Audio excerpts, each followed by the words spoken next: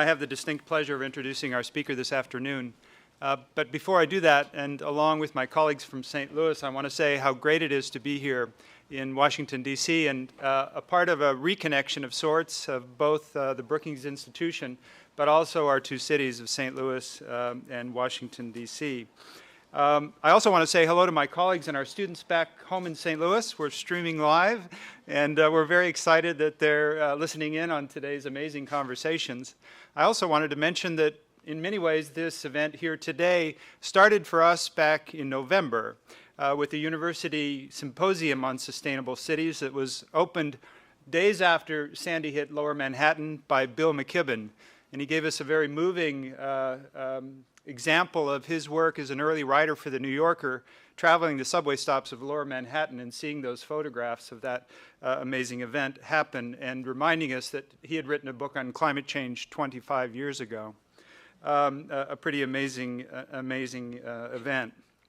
That same week, or in fact a week later after the University Symposium, we celebrated the 50th anniversary of our urban design program with a symposium entitled Urbanism, Sustainable Cities for One Planet. John and our colleagues and students welcomed urban designers and planners from all over the world to talk about some of the same things that we're talking about here today, and also celebrating the fact that our urban design program, one of the oldest in the country, has been educating students, and those people are out working around the world on some of the very topics that we're talking about today. And then, of course, here today in Brookings, and no one better to set the context for our discussions this afternoon than Dean Mohsin Mostafavi. Of course, Mohsin is the Dean of the Harvard University Graduate School of Design and the Alexander and Victoria Wiley Professor of Design. He's been a part of a number of institutions, including Dean at Cornell, and he was the chairman of the Architectural Association's School of Architecture in London, where he also studied architecture and undertook research on counter-Reformation urban history at the universities of Essex and Cambridge. He's also taught at the University of Pennsylvania, the University of Cambridge, and the Frankfurt Academy of Fine Arts. As an esteemed member of the international architectural and urban design community, Mohsin is a trustee of the Van Allen Institute, serves on the steering committee of the Aga Khan Award for Architecture. He's chaired the North American jury of the Wholesome Foundation Awards for Sustainable Construction, and has served on the design committee of the London Development Agency. He's also served as a jury member for the RIBA Gold Medal and Annie Spink Award in the Advisory Committee on Campus Planning of the Asian University for Women. And as we heard earlier today, he introduced Ricky to his wife, somewhere along the lines in that amazing history. Mohsin's talk today is entitled Ecological Urbanisms, and it's also the title of a book that he recently published. I would describe the book as being, in part, a set of radical interdisciplinary perspectives. And as a member of the Sam Fox School of Visual Arts, I would also call it a treatise on the art of urbanism. Nearly 15 years ago now, Rem Koolhaas, in his project for the city, which originated at Harvard, in one of the early publications had an equation, and Valente was talking about an amazing equation of 1 car equals 2 trees. This equation was world equals city. And while it's not on the back of Mohsin's book, I think it could say for his book, city equals nature. And so it was wonderful to hear that come up in our previous conversation. It would, of course, be a double meaning in a sense. City equals nature. It's not only our nature, but the nature of Thoreau, which is the interrelationship of ourselves and our environment. And as we've heard over and over again today, as importantly, each other. And it reminds us that that same openness that allows us to be sensitive to the inequities of the world allows us to perceive its beauties. And for that, I think Mohsin's book adds a fourth addition to the triple bottom line, which is the nurturing of our imaginations. So please join me in welcoming Mohsin to the podium.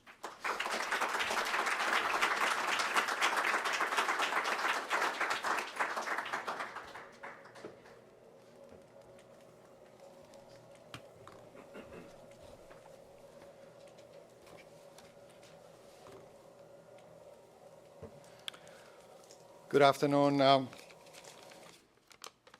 Many thanks to Dean Lindsay, to all our friends from WashU, Peter, Carmen. Thanks to all of you. Thanks to Ricky for the presentation this morning and for all the great things that have been said. Now, you know, this is I think this is the part of the afternoon when a lot of things have been said. The layers of kind of ideas are building on top of each other, and I think what I would like to do is really to focus more specifically on the role of the academy. What is the responsibility of the academy in this project of urbanization, especially because of this particular collaboration between the university and the Brookings? This morning, President Talbot spoke of the nature of the collaboration between Brookings and WashU by speaking of the arts, the beauty, the role of design more broadly, and really the connection of Brookings to the investigation of the sphere of social sciences more broadly, and then saying that urban design is the link. And I think Alex has now made another reference, and I think in a very helpful way has explained what urban design is. In the second part of his comments, he said that urban design, well, in the first part he said about the role of urban design as a set of tools. In the second part he spoke of urban design as a discipline. Now, many people would not agree that urban design is a discipline. In my part of the world, people would say that urban design, like the concept of tools, is really about a certain set of practices. It's what you do. It's this combination of things that was mentioned. Now, Dean Lindsay now also mentioned that there was the celebration of the 50th anniversary of the Urban Design Program at WashU. We had our 50th anniversary of the Urban Design Program at the GSD about 2 years ago. So I guess we beat WashU by about 2 years. But there have always been a lot of connections between the GSD and WashU. But the reason that I raise this is because it's only 52 years ago that the very first program in urban design in the nation was established at Harvard. So actually, urban design as an academic program of study is relatively young. So what did people do before then, before 52 years ago? Obviously, they made cities. They did. We know of many beautiful examples of planned cities, of organized cities, and so on. But it is only 52 years ago that we really had the notion of we need to study something which is to do with the design of cities. I happen to be fortunate enough to also have a department which is called the Department of Urban Planning and Design. And this department contains a program in planning and a program in urban design. And together, they make the Department of Urban Planning and Design. Planning, in the context of United States, in some ways shares many of the ideas, the ethos, if you like, that the Brookings has. It deals with questions of policy. It's rooted in the social sciences. And in the United States, we actually have very few planning programs that are also connected with design. They are fundamentally rooted in policy programs. They are not project-based. Therefore, it's very important for us that the planning program at the GSD is indeed a project-based planning program. We design and deal with the imagining or the construction of cities. But what does it mean when you talk also about the putting together or the proximity of planning and urban design? In a way, the urban design that was created by José Luis Sert, who was then the dean of the Graduate School of Design, was precisely this idea of a program. It was not a department, and it was seen as something that a lot of architects and others did in terms of addressing the city precisely after the Second World War, when really the question of the reconstruction of the city became a critical part of what was needed from the academy. So today, I think during many of the conversations, there have been a lot of suggestions of what we have to do to our cities, to existing cities, but also in terms of how we begin to think about new cities. But I think from the perspective of the academy, since we are not an NGO, since we don't actually hold government positions, we try to have impact, but nevertheless our fundamental role is really in terms of the teaching, the construction of knowledge, the research, and the dissemination of that knowledge. From within the academy, we have the responsibility also to ask the question, what is urban design today? What is the relationship of urban design to planning? And how do you actually, within the context of the academy, construct the circumstances for people who are studying to be able to imagine and think about different kinds of cities? In other words, we have the responsibility not to reduce our tasks, our aspirations, to something which is really a certain set of technocratic practices related to the city, even though that's a very, very important thing. But the question of under what kind of circumstances you can imagine other possibilities becomes an important issue for the academy to answer. This morning, when Ricky was showing the transformation of the area around Thames Valley, which then became the Olympic Park, well, because we could see many years ago that there was nothing on that site, and it's really incredible to see the transformations that have happened in such a short period of time. I completely agree with this idea that, in fact, these things have been important, they have been radical, and they have actually produced very much many kind of livable environments. But the point is that the example of the kind of design that happens cannot be implemented by the bodies in some ways, cannot be forced by the bodies who commission the consultants, the architects, the practitioners who build these places. Those practices already exist within the sort of the firms that carry out and do this kind of work. And when we see the final results, it's important to note that the outcome of these results is still very much rooted in certain traditions of modernist planning. In other words, the concept of open space, of green, of residential buildings, and things like that. It's a very specific lineage of urban design that we are the inheritors of. So I guess what I'd like to do is to say that it's really critical for us to speak about the way in which we can actually, from the perspective of the academy, think about alternative possibilities, kind of counter projects or projects that advance, if you like, the research, the findings, the proposals of modernist architects and planners. And this project of ecological urbanism was in a way of addressing that issue. It's not just to try and say that cities in the future should be ecological or should be sustainable. That's to be taken for granted.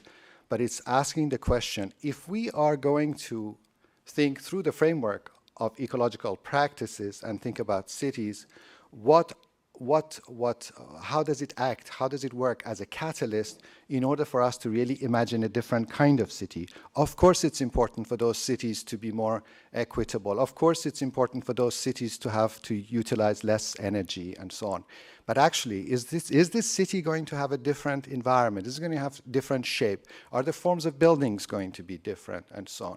So I think opening up that question, especially in the context of design education, and especially in the context of contemporary research universities, it then opens up the possibilities for collaboration, for working across different disciplines, which actually transcend the design discipline. And really, that's like the synopsis of the next, 15 or 20 minutes that I have left. The project of ecological urbanism, as was said, on one level has roots in other traditions. One, which has been, in a sense, mentioned briefly, is that at the end of the 16th century, we do find that cities like Rome are constructing new ideas in terms of how to create an urban fabric, and that urban fabric is based on the idea of the connection of the different churches to each other to create, if you like, a kind of topography of Catholicism. But that topography of Catholicism, that notion of the churches as nodes and the connections as streets, is something that's deeply rooted in landscape tradition. It's something that the person who was actually doing that was developing a garden and was really exploring the idea of how you make a garden with points, with obelisks, with nodal points, and the alleys that connected the parts of the park therefore become the exemplars for how you make a city. Literally, at the end of the 16th century, there was an idea of, in some ways, duplicating the city as a vision of a garden, as a vision of landscape. And we see the continuity of that much more explicitly when we look at places like the tradition of French landscape parks and see the correlations, for example, between Versailles and Paris, and the fact that on the one hand, Paris is a city which is based on the notion of the utilization of military techniques, but at the same time, it's really the idea of a city that's based on a replication of landscape, of ideas that come from the formal French landscape tradition. So this correlation between landscape and urbanization has been in play basically since the latter part of the 16th century. And I think a group of people, including myself, for the last 10 or 15 years, have worked on a variety of different projects under the rubric of landscape urbanism. Landscape urbanism has been used to mean quite a few things, but one of the things in terms of the project that I was working on was really what is it that we can learn from the techniques and from the development of landscape as part of a series of methods for developing cities. It didn't mean that cities are parks. It meant that there are actually certain things that happen, for example, in the development of the agricultural territory, in the making of landscapes as technique that could be used for making cities. This is a much longer conversation and something that could be, the topic of a lecture by itself. But I just want to say that felt that this particular project, in terms of the contemporary situation, has certain limitations because it focuses on tools, focuses on how, techniques, and so on, which are absolutely necessary. But I felt that the project of ecological urbanism really needs to be a broader project. It needs to be one that really addresses the question of the interrelationship between ecology and urbanization at a multiplicity of levels: economic, cultural, political, artistic, and so on. And therefore, some of these words that you see on the screen address, if you like, the tools or the modes of thinking or the sensibilities of ecological urbanism, which is the themes like the condition or the topic of anticipation, manners of collaboration, senses, the concepts of curation, productions of all sorts, interaction, mobilization, mobility, measurement of things, adaptation, incubation. And these became the titles, the thematics, the topics of investigation for the project. But many of these things also have to de facto refer to finding new ways of creating environments that produce, if you like, new kinds of terrains, new kinds of landscapes, because when we also discuss the concept of ecological urbanization, like the issue of endless city, it's really not just about cities as bounded cities. It's really about thinking about a territory that transcends the limitations or the limits of the city. It simultaneously incorporates the rural with the urban and so on. So part of the project of ecological urbanism is really the project of creating a new aesthetic practice, new modes of imagining. And here, for example, we have the case of salt fields, where these salt fields are not designed as a landscape, they're actually a productive landscape without any kind of predetermined, if you like, aesthetic value, but the actual construction of these salt fields produce an aesthetic condition. And so one of the things that I'm suggesting is that we actually need to try and create situations in our cities where what has been at times thought of only in terms of functionality, only in terms of usefulness, now begins to have other byproducts, which invariably must be seen as being pleasurable, aesthetic. And I think other people have made this comment earlier today. But this issue is not just to do with the territory. We're also building bigger and bigger buildings, where these buildings, for example, devoted to leisure and pleasure, are incorporating what normally would have been on the outside, would have been exterior, beaches, pleasure grounds, and so on and so forth, and actually internalizing that into what we might call the landscapes of the interior. So hold that thought about the idea of the open field and the idea of the interior that gets sort of big enough for it to be seen as landscape. And then, you know, we are facing a situation where this whole issue of resources, infrastructure, the waste that we produce becomes such an incredible part of our everyday life and says an enormous amount about us, about ourselves, in terms of the conditions, the culture that we have through the production of garbage. The garbage of a culture is very much a sort of indicative of the values, if you like, of that, so that we can see the scale of the production of waste or garbage in a place like New York City. But at the same time, we can see that these questions of resources, and I mentioned the word infrastructure, can or maybe have other possibilities. The manner in which the salt that is used for snow removal becomes part and parcel of a curatorial practice. It's no longer just the function of actually using the salt in order to deal with the de-icing or cleaning of the street, but actually the degree to which something like the orchestration of where the salt comes from, where it's stored, how it's taken to many places, and so on and so forth, actually leaves many traces that can themselves be part of, if you like, an artistic or aesthetic practice. And therefore, it's not surprising to see, in the case of somewhere like Paris, with this particular project, which is the precursor to the High Line. It's a project called the Promenade Plantée, which actually used an existing disused railway line, which moves through the fabric of the city at a continuous datum, but the topography of the city changes, as indeed it does with the High Line to some degree. But here the shifts in terms of the changes in the sectional outline of the urban topography is quite dramatic. And therefore the Promenade Plantée is at one point many meters, many levels above ground, next to an adjacent window of an apartment building, and at another point is actually, at another point it's on the ground floor of a park or a landscape. But The interesting thing about the Promenade Plantée, like the High Line, is precisely the fact that an element of infrastructure is also an element of the park and an element of urban pleasure.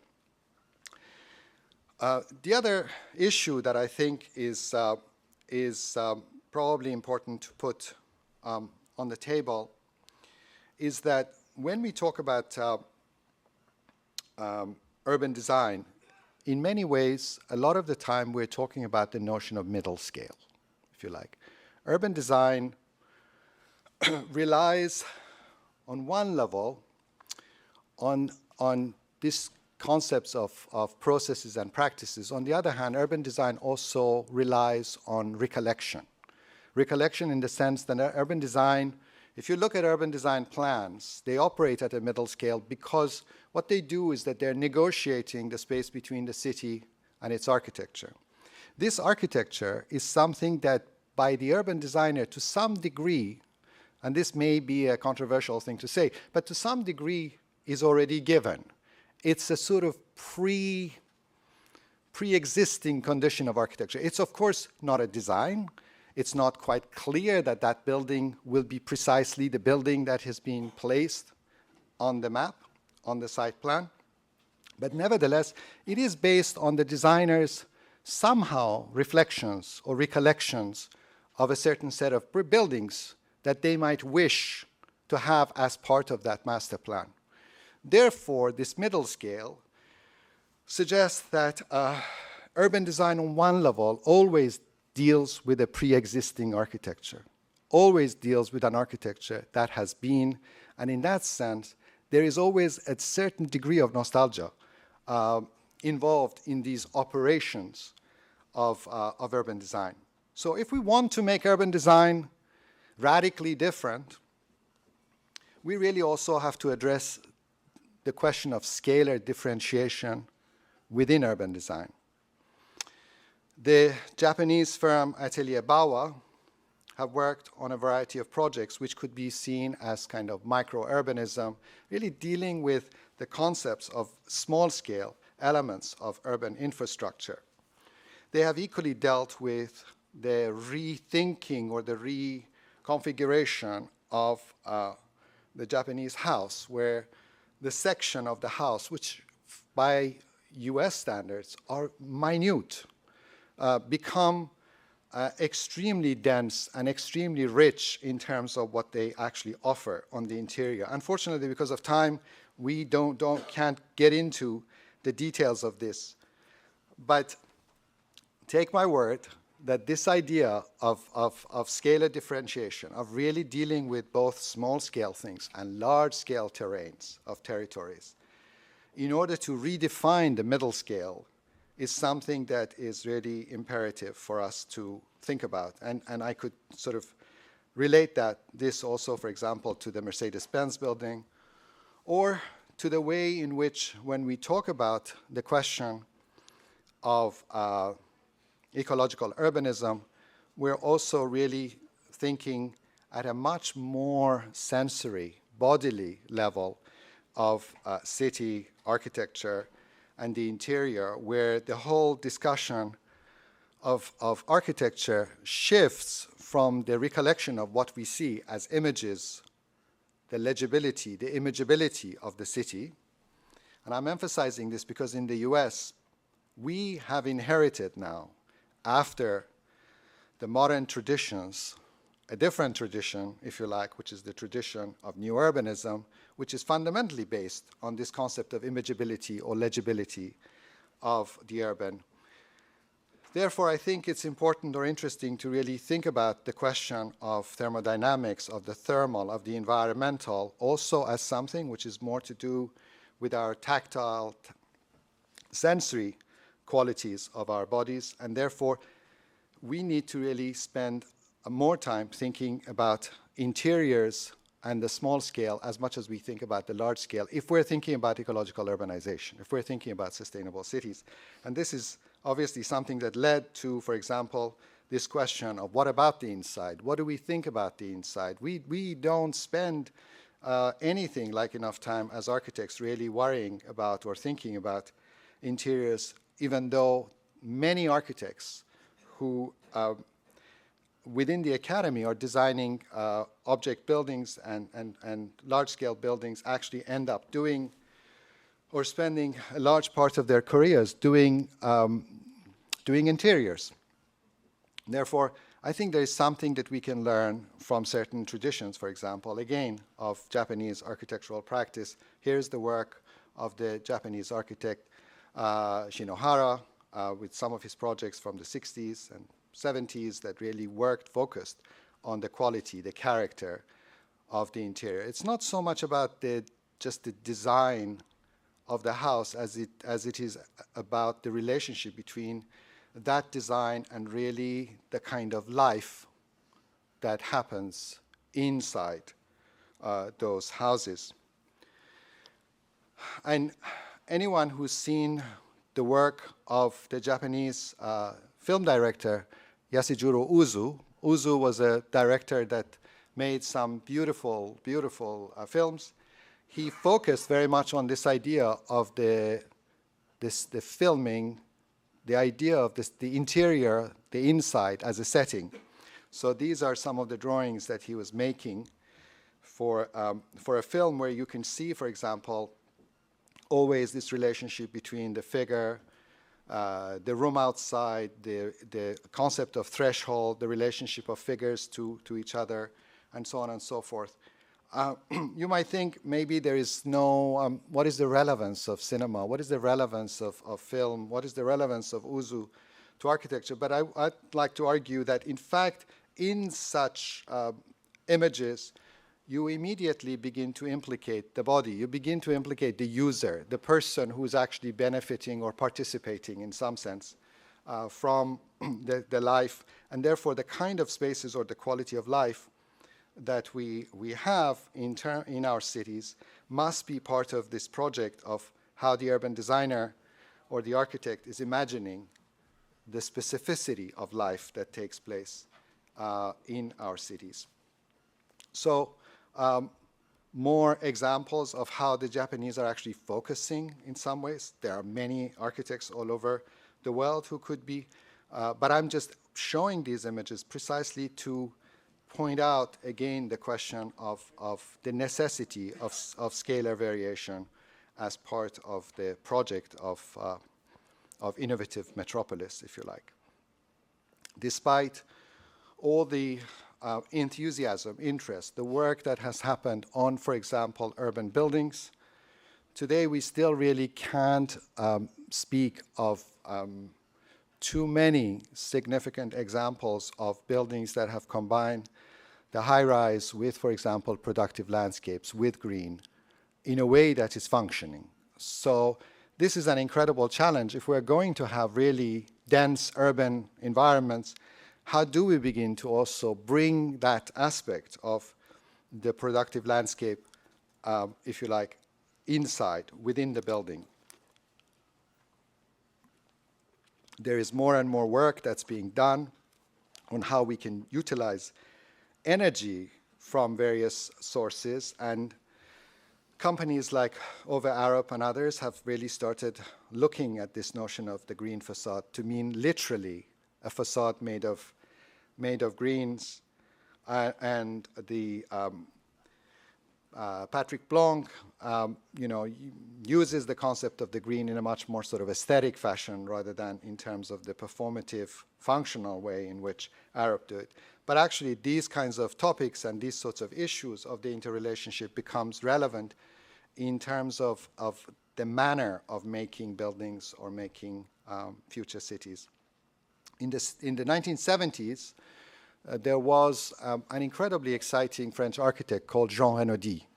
And Jean Renaudy built a series of very dense apartment buildings in Paris and in the south of France. This is a close-up of a building which is in a suburb of Paris called Ivry.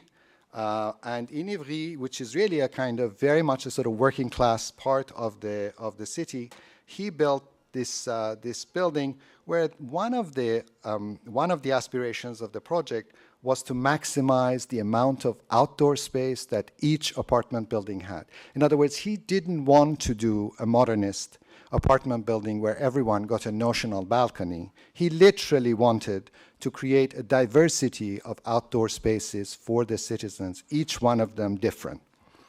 It's quite a difficult task to realize, but if you visit this place today, you are absolutely amazed by the incredible quality of these different landscapes or gardens, literally private gardens that people have on their 5th, 6th, 7th floor apartment building. Therefore, this is also a project of creating a different kind of building, which is really utilizing landscape in a much more artificial way, if we can put it like this. It's not just about buildings in nature, but it's actually about the artificial incorporation of nature into the making of buildings. And I think earlier this idea of the balance with certain aspects of landscape came about. And so here are, for example, drawings done by Anu Madar and Dilip Dakuna that look at the floods, for example, the monsoon in Mumbai, and really the idea of the creation of new forms of spaces or landscapes that are in balance with that. These kinds of ideas, of course, in terms of going back to the categories of the ecological urbanism, connect to questions of mobility. And since we've heard from Ricky and others about that, I can go, pass through this. But obviously, we need to think about this alternative modes of mobility. These are some examples that the late Bill Mitchell, who was a colleague of mine at Harvard and then later on at MIT, worked with some of his students in terms of creating new kinds of relationships between the automobile and urban infrastructure. And so constantly we are shifting from the small scale of things, scale of places, to the scale of territory and the scale of the region. Richard Foreman, the ecologist who is a professor in the Department of Landscape Architecture, has really done a lot of work on this idea of the study of regions, and really not to see cities solely in terms of their own defined areas, but really in terms of their connection to the bigger territory. Other colleagues have really looked at the whole concept of sea level rises and the manner in which we will need to think about this issue of Red Hook that Alex brought up more broadly across the world, where many new situations for building cities will need to be in relation to coastal areas, and therefore we need a different kind of architecture, a different kind of urban environment that is much more malleable and porous and works with this question of the movement of water. Another set of interesting practices in terms of the multiple scales from the sort of invisible or intangible to the physical and tangible is really exemplified by the work of the Italian radical architect and urbanist Andrea Branzi. Branzi, working with a group of colleagues since the 60s, has pioneered a great number of ideas that really look at the possibilities of contemporary culture and technology in terms of the formation of new kinds of cities. For example, the role of network culture, the use of mobile phones, the impact of technology on urban areas, the idea of the agricultural territory through a series of projects which really look at the interface between agriculture and urbanization, which are also of really significant use when we think about cities like Detroit, where we have the density of the urban becoming more and more de-densified and actually finding more open spaces, how do you begin to bring the combination of agriculture and urbanization together? And of course, many of these ideas are rooted in an important project, which is called the Nonstop City from the 1960s. So my point is that we actually need to find new kinds of ideas, new sort of possibilities to think about the manner in which we think about the city and the making of the city. Some of our students recently have been developing these ideas through a series of projects called Urbanism, where the relationship between the urban map or the site plan and landscape becomes so dense that you actually think about not just the making of buildings in relation to landscape, but actually a fusion of buildings and landscapes, just in order to be able to find new ways of thinking about the interrelationship between density and the artifice of nature.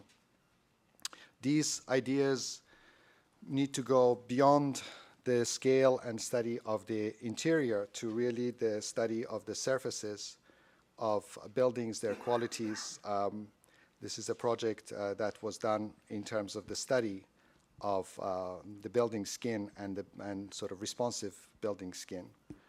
And really the question of the leisure and pleasure is something that is part of this project. Because of time, I'm just going to run through these slides without explaining too much. If we want, if there is any time afterwards, we can discuss any of them. But basically, this is to talk about the senses, the smell of the city, the visuality of the city, the role of music, the question of how we think about the city and its energy in different ways, the role of monuments or different kinds of monuments in our cities, the concepts of informal communities, and finally, really what comes afterwards, which we don't have time to go into. These were some examples to really talk more specifically about the US case of the connection between New York City and New Jersey. Many of you might recognize this as the beginning of The Sopranos, and I would love to discuss that with you, why I have these images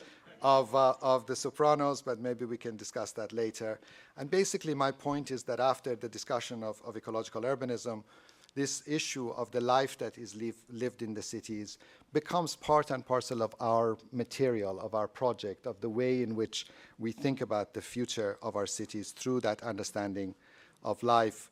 Here are some beautiful photographs by Michael Wolff of Chicago, which is part of that conversation, and the city of Cardiff, which has a very different kind of Saturday night outlook, which we can talk about later, and the issue of politics. Finally, these are just some images to really emphasize the relationship between the academy and the concept of dissemination of information. The ecological urbanism exhibition has gone, for example, here is how the people in Kuwait dealt with this. They took the images of the book and they enlarged it, and they created their own sort of book. And these are also the e-books and an app of this, and of course the creation of other themes within the academy that build on these issues in order to create a kind of culture of addressing the urban. And maybe I will just stop here. Thank you.